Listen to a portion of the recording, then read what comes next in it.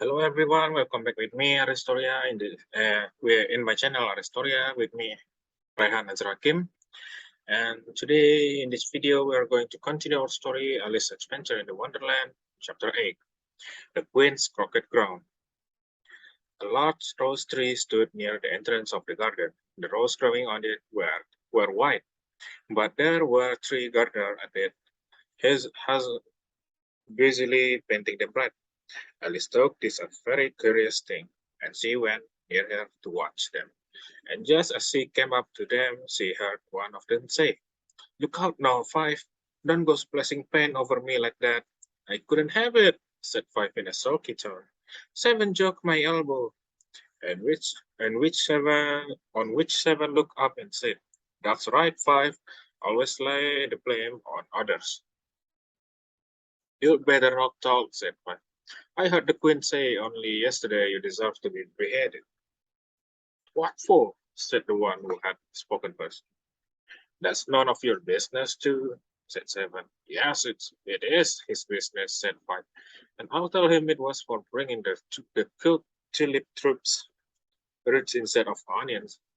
Seven flinged down his brush and had just begun. Well, of all the unjust thing, when his eye chanced to fall upon Alice as he stood watching them, and he checked himself suddenly. The others looked around also, and all of them bowed low.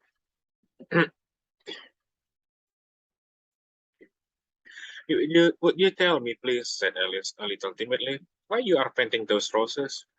Five and Seven said nothing, but looked at Two. Two began in a low voice. "Why, the fact is, you see, miss, this here ought to have been a red rose tree, and we put a white one by mistake. And if the Queen was to find it out, we should all have our head cut off. So you see, miss, we are doing our best before she comes." At this moment, Five, who had been anxiously looking across the garden, called out, "The Queen! The Queen!" And the three gardeners instantly threw themselves flat on their faces. There was a sound of many footsteps, and Alice looked round, eager to see the Queen. First came 10 soldiers carrying clubs. These were all shaped like the three gardeners, oblong and flat, with their hands and feet at the corners, next to 10 courtiers. courtiers.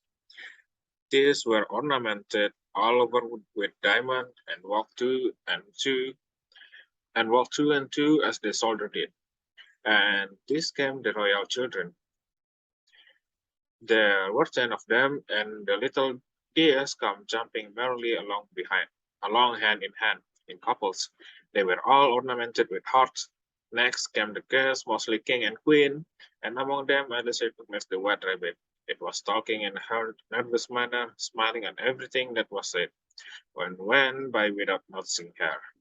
Then followed the knave of hearts, carrying the king's crown and a crimson velvet cushion, and last this grand procession came the king and queen of hearts. Alice was rather doubtful whether she ought not to lie down on her face like the three gardeners, but she could not remember ever having heard of such a rule or a procession.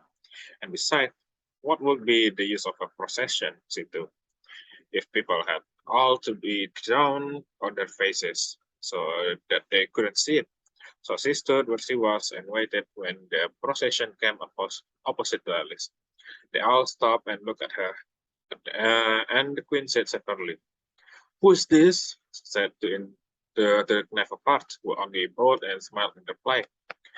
"Idiot," said the queen, tossing her head impatiently. And turning to Alice, she went on, "What is your name, child?" "My name is Alice, so please, your majesty," said Alice very politely. But she added to herself, "Why, they are only a pack of cards, after all. I did not be afraid of them." "And what is?" said the queen, pointing at the three gardeners who were lying round the rose tree. For you see, as they were lying on their faces, and the pattern on their backs was the same as the rest of the pack. She could not tell whether they were gardener, or soldiers, or portiers, or three of her own children. Also, I know, said Alice, surprised at her own courage. It's no business of mine. The queen turned crimson with fury, and after glaring at her for a moment, like a wild beast, began screaming, "Off with her head! Off! Nonsense!" said Alice very loudly and decided that when the queen was silent. The king laid his hand upon her arm and timidly said, "Consider, my dear, she is only a child." The queen turned angrily away from him and said to the knave, "Turn them over." The knave did so very carefully with one foot. "Get up," said the queen in a shrill, loud voice, and the three gardeners instantly jumped up and began bowing to the king and queen, the royal children, and everybody else. "Leave off that," screamed the queen. "You make me giddy." And then, turning to the rose tree, she went on. "What have you been doing here?" "May it please your majesty," said Two in a very humble tone, going down on the knee as he spoke. "We were trying—" "I see," said the queen, who had meanwhile been examining the roses. "Off with your head!" And, and the procession moved on, three of the soldiers remaining behind to execute unfortunate Gardner, who ran to Alice for protection. "This shall not be heeded. This shall not be beheaded," said Alice, and she put them into a large flower pot that stood near. The three soldiers wandered about for a minute or two looking for them, and then quietly marched off after the others. "Are their heads off?" shouted the queen. "Their heads are gone, if it please your majesty," the soldier shouted in reply. "That's right," shouted the queen. "Can you play croquet?" The soldiers were silent and looked at Alice, as the question was evidently meant for her. "Yes," shouted Alice. "Come on then," shouted the queen, and Alice joined the procession and wondering very much what would happen next. "It is a very fine day," said a timid voice at her side. She was walking by the white rabbit, who was peeping anxiously into her face. "Very," said Alice. "Where's the Duchess?" "Shh," said the rabbit in a low, hard tone. He looked anxiously over his shoulder as he spoke, and then raised himself upon tiptoe, put his mouth closer to her ear, and whispered his under sentence of execution. "What for?" said Alice. "Did you say what a pity?" The rabbit asked. "No, I didn't," said Alice. "I didn't. I don't think it's all a pity. I said what for. She boxed the queen cars. She boxed the queen ears." The rabbit began. Alice gave a little scream of laughter. "Oh, hush!" the rabbit whispered in a frightened tone. "The queen will hear you." You see, she came rather late, and the queen said, "Get to your places," said the queen on the play in a voice of thunder, and people began running about in all directions, tumbling up against each other. However, they got settled down in a minute or two, and the game began. Alice thought she had never seen such a curious croquet ground in her life. It was all ridges and furrows. The croquet balls were live hedgehogs, the mullets live flamingos, and the soldiers had to double themselves up and to stand on their hands and feet to make the arches. The chief difficulty Alice found at first was in managing her flamingo. She succeeded in getting its body tucked away comfortably enough under her arms with its leg hanging down, but generally just as she had got its neck nicely stretched up and was going to give the hedgehog a blow with its head, it would twist itself round and look up into her face with such a puzzled expression that she could not help bursting out laughing. And when she had got its head down and was going to begin again, it was very provoking to find that the hedgehog had unrolled itself and was in the act of crawling away. Beside all this, tree was generally a ridge or furrow in the way wherever she wanted to send the hedgehog to. And as the double up soldier were always getting up and walking off to other parts of the ground, Alice soon came to the conclusion that it was a very difficult game indeed. The players all played at once without waiting for turn, quarreling all the while and fighting for the hedgehog. And in a very short time, the queen was in a furious passion and went stamping about and shouting, "What was his head? Off with her head, about once in a minute. Alice began to feel very uneasy, to be sure. She had not as yet had any dispute with the queen, but she knew that it might happen any minute. And then thought she, what would become of me? They are dreadfully fond of beheading people here. The great wonder is that there is anyone left alive. She was looking about for some way of escape and wondering whether she could get away without being seen when she noticed a curious appearance in the air.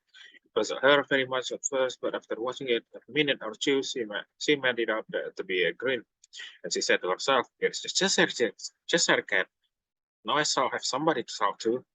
"How are you getting on?" said the cat, as soon as there was a mouth enough for it to speak with. Alice waited till the eyes appeared, and then nodded. "It is no use speaking to it," she thought, "till its ears have come, or at least one of them." In another minute, the whole had appeared, and then Alice put down her flamingo and began an account of the game, feeling very glad she had someone to listen to her. The cat seemed to think that there was enough of it now in sight, and no more of it here. "I don't think they play out at all fairly," Alice began in rather a complaining tone.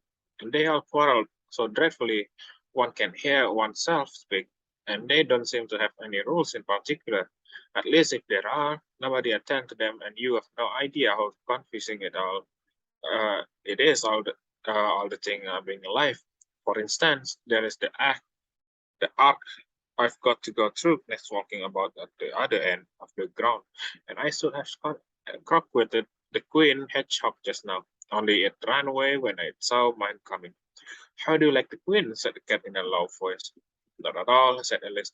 "She is so extremely—" Just then she noticed that the queen was close behind her, listening, so she went on, likely to win, that it's hardly worth while finishing the game. The queen smiled and passed on. "Who are you talking to?" said the king, coming up to Alice and looking at the cat head with great curiosity. "It is a friend of mine, a Cheshire cat," said Alice. "Allow me to introduce it." "And don't like the look of it at all," said the king. "However, it may kiss my hand if it likes." "I'd rather not," the cat remarked. "Don't be impertinent," said the king, "and don't look at me like that." He got behind Alice as he spoke. "A cat may look at a king," said Alice. "I've read that in some book, but I don't remember where." "Well, it must be removed," said the king very decidedly, and he called the queen, who was passing at the moment. "My dear, I wish you would have this cat removed."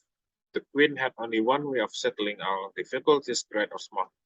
"Off with his head," she said without even looking around. "I'll fetch the executioner myself," said the king eagerly, and he hurried off. Alice thought she might as well go back and see how the game was going on, as she heard the queen voice in the distance, screaming with passion. She had already heard her sentence three of the players to be executed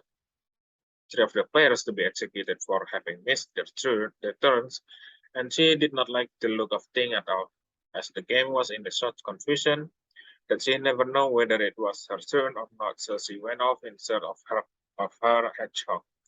The hedgehog was engaged in a fight with another hedgehog, which seemed to Alice an excellent opportunity for separating one of them with the other. The only difficulty was that her flamingo was gone across the other side of the garden, where Alice could see it trying in a helpless sort of way to fly up into the tree. By the time she had caught the flamingo and brought it back, the fight was over and both the hedgehog were out of sight. But it doesn't matter much, though, Alice, as all the archers are gone from this side of the ground. So she tucked it away under her arm that it might not escape again, and went back to have a little more conversation with her friend. When she got back to the Cheshire Cat, she was surprised to find quite a large crowd collected round it. There was a dispute going on between the executioner, the king, and the queen, who were all talking at once, while all the rest were quite silent and looked very uncomfortable. The moment Alice appeared, she was appealed to be by all three to settle the question, and they repeated their arguments to her, till as they all spoke at once. She found it very hard to make out exactly what they said. The executioner argument was that you couldn't cut off a head unless there was a body to cut it off from. Then he had never had to do such thing before, and he wasn't going to begin at his time of life. The king argument was that anything that had a head could be beheaded, and that you weren't to talk nonsense. The queen argument was that if something wasn't done about it in less than no time, she would have everybody executed all round. Whereas this last remark that had made the whole party look so grave anxious. Alice could think of nothing else and say, but it belongs to the Duchess. You had better ask her about it. She said, present, the queen said to the executioner, fetch her here. And the executioner went off like an arrow. The cat head began fading away the moment he was gone, and by the time he had come back with the Duchess, it had entirely disappeared. So the king and the executioner ran wildly up and down looking for it, while the rest of the party went back to the game. And that's it for the chapter 8. In the chapter 8, see you next time in the next chapter.